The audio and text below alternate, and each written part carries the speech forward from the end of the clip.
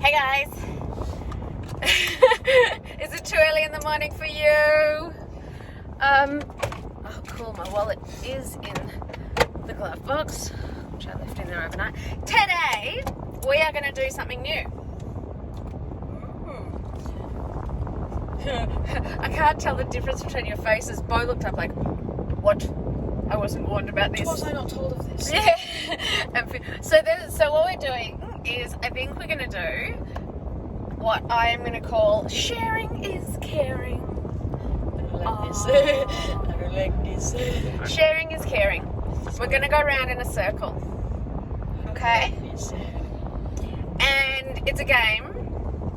And if I say something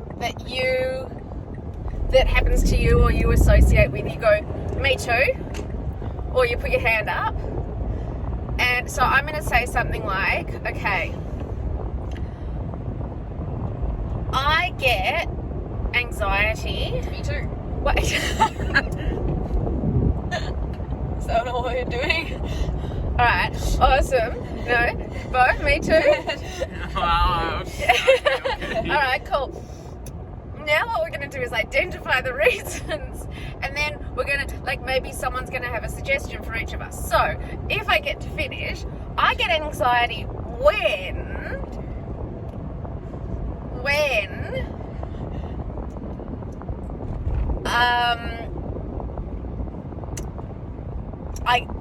I get anxiety when something is going to happen that I'm not 100% sure I know what the outcome's going to be. Yeah, I think Who doesn't? A bit of anxiety. Well, that's an interesting point. Maybe some people don't. Maybe some people don't. Maybe some people are pretty confident. Lawyers seem to be pretty confident when they go into court and they don't know what the outcome's going to be. Okay, how about this? What about you? Can you think of something that gives you that anxiety? School. So, okay. So I get anxiety when, you have to say it in the text, I get anxiety when I think of my first day of school, or when I think of Any day of school, really. But you've never been to this school. Exactly. So what do you, but it could be the best thing ever. I don't know that yet. Well, okay, so you get anxiety the same when you don't know, but you get. All right, stop. Bo, Right. Bo, do you get anxiety when you think of school? No. No way.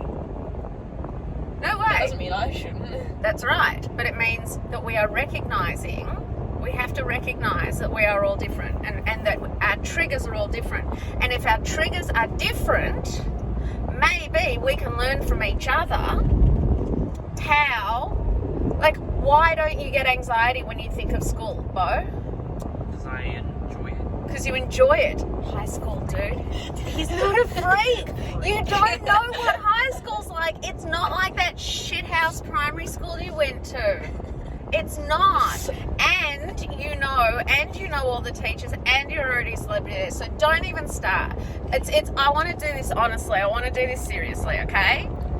All right, truly seriously. It's really actually quite important. All right?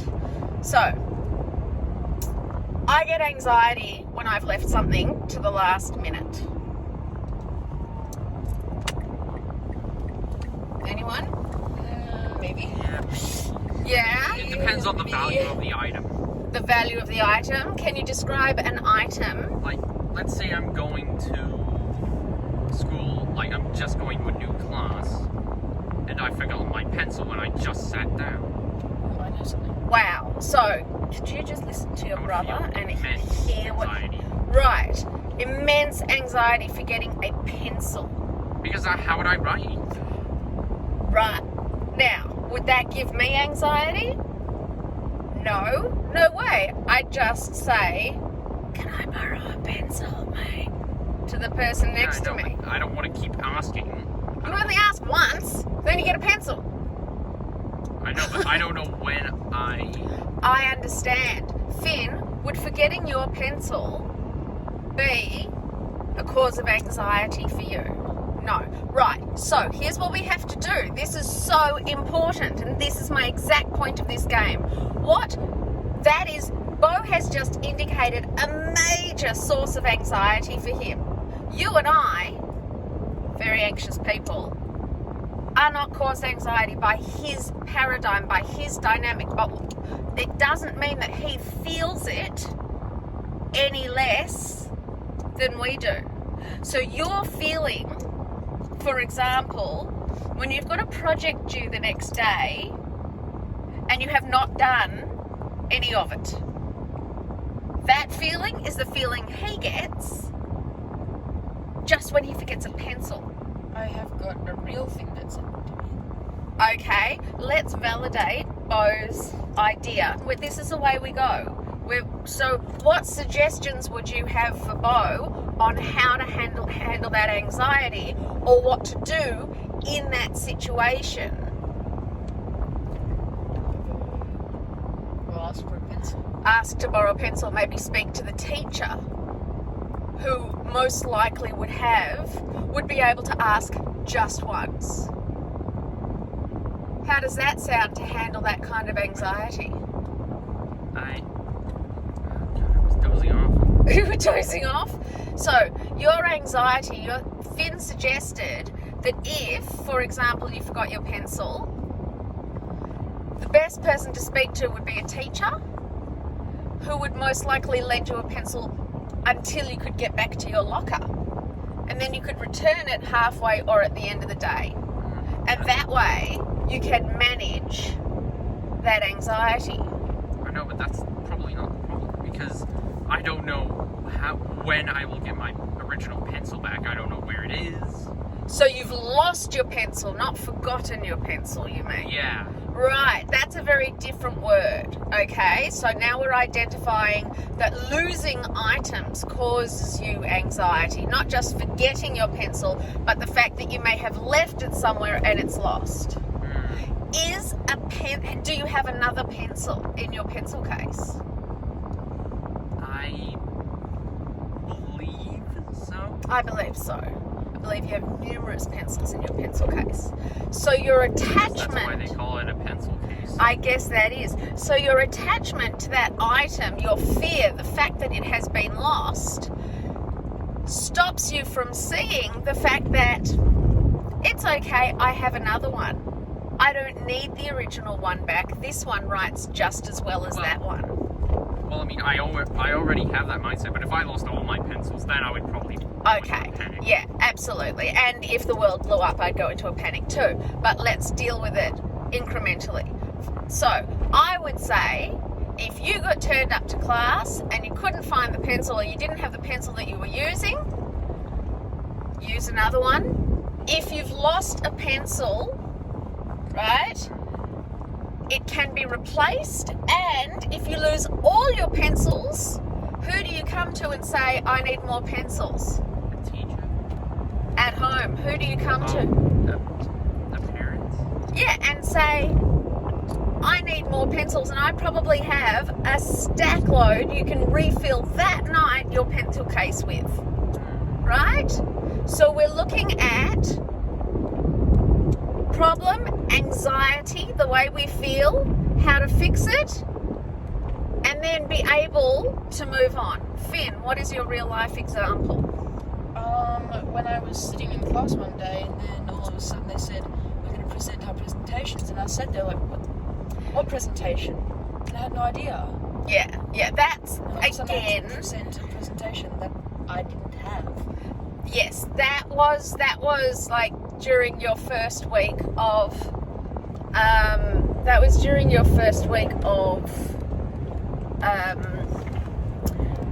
going back from remote learning, and I had pulled you out of school. So you weren't given that project, therefore it did not apply to you. Now, children have a massive problem with this. So I still had to present. Children have a massive problem with this, and I'm going to explain this something that you can only learn as you get older, and whether I tell you this or not, you're still going to feel as I have taught you, it is rightful to respect your teachers and to respect authority, right? And your elders. So a teacher is not only your elder, they're an authority figure, and they're your teacher. However, if your teacher turns around to you and says, right, I am part of the Flat Earth Society, and I am going to teach your year that the Earth is flat, what do? Ask for proof.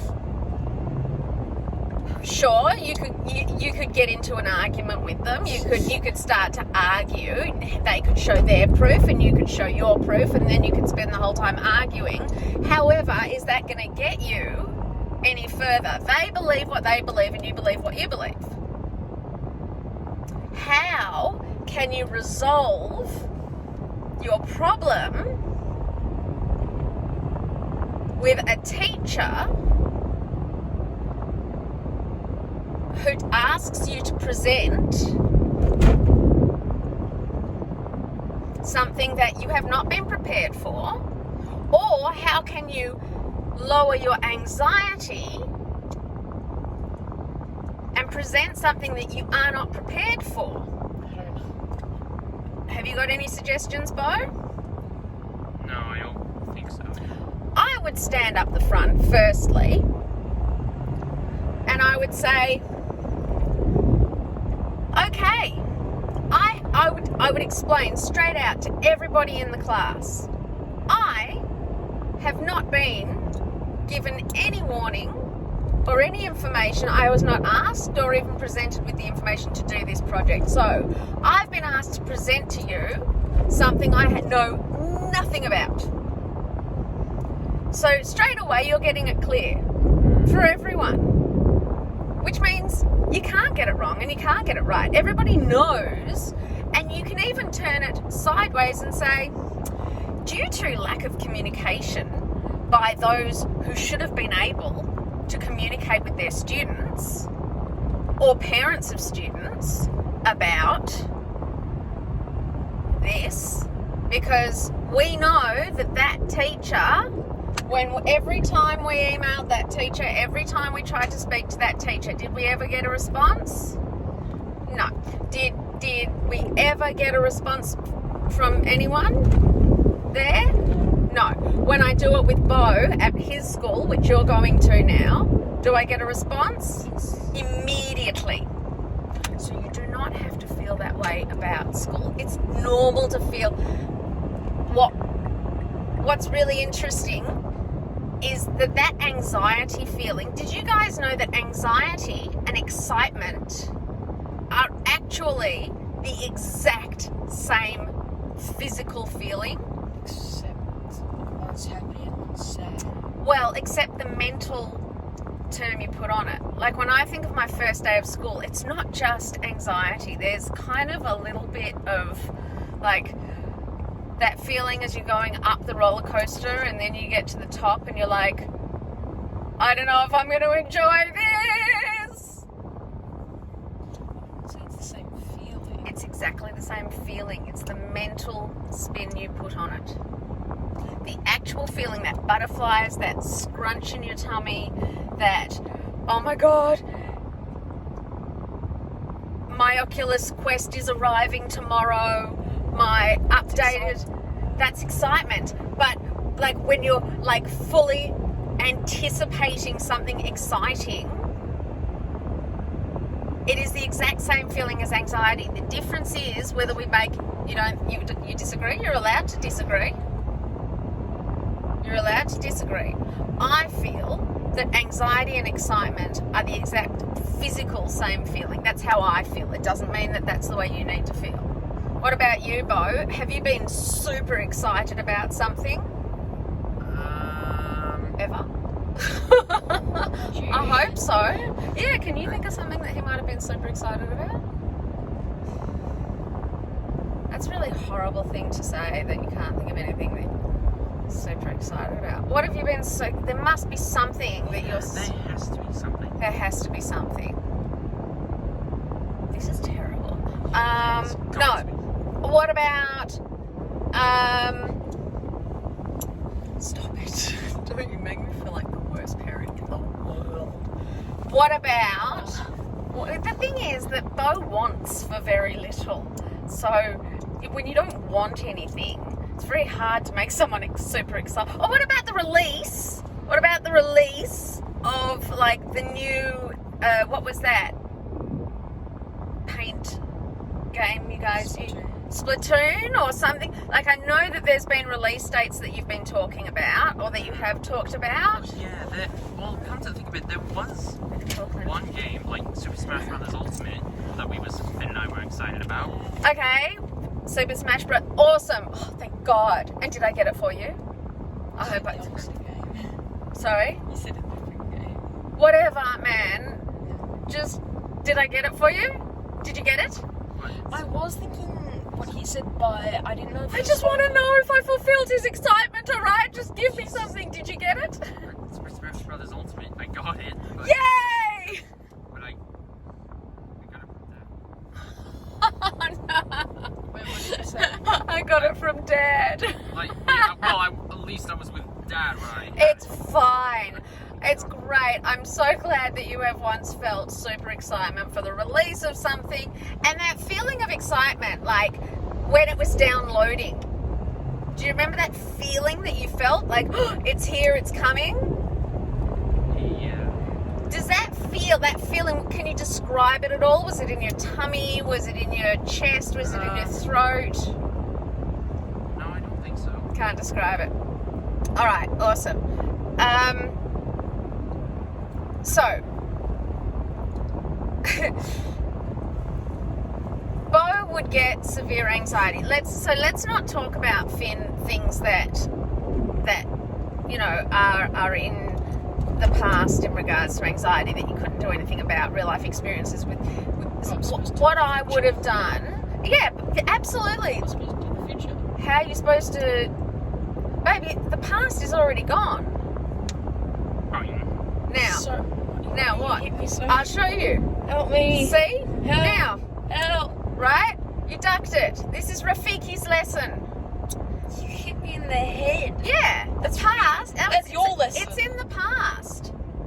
It's in the past. It still hurts. Ah, yes. The past can hurt, but you learn Physically. from it. But you No, learn, what yeah, did I because do what? wrong? See, you moved. You moved. You want to swerve the car. All right, we're all watching The Lion King when we get home. Point is, so, see, you've learned. Ah, I'm driving. Don't do that. You want to see Rafiki's lesson? My point is that, yes, the past, our lessons, the things that have happened to me, the things that have happened to me in my life, some horrible, some amazing. And what I learned, get your gorgeous face back in here, because you just had your cutie haircut. And what I learned is that you You're can... driving to my school again. I know, I actually found out it's a really easy way to get to the gym. It's super easy way to get to the gym.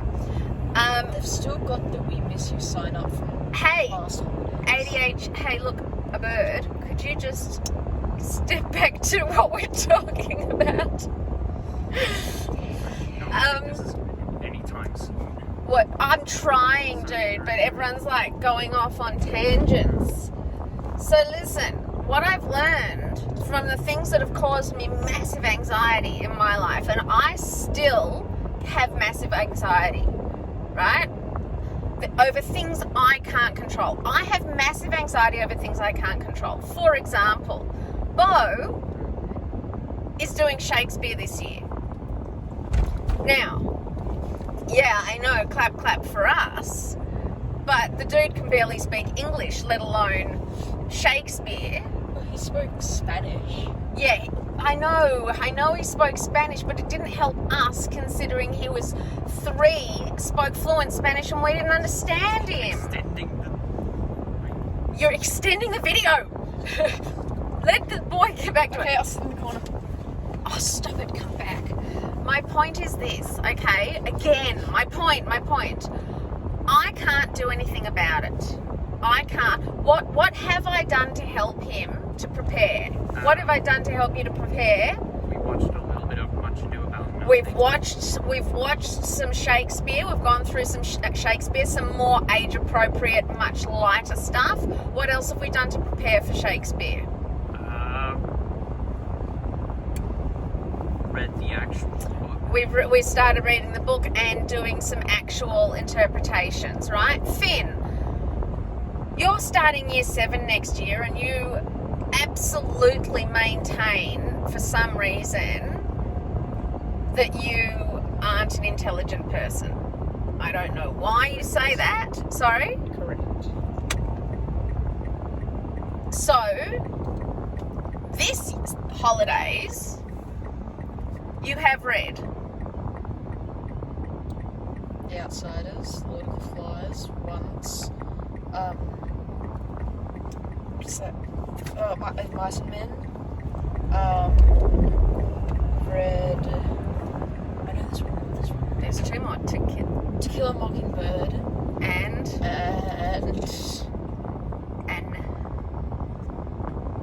We Are All Equal. Oh, Animal Farm. Animal Farm. Right. You are 13 years old, and you have now read practically the entire syllabus up through to year 12. Already. Not only have you read them, but you understand them because I make you do reports to me on them. Yes. Right.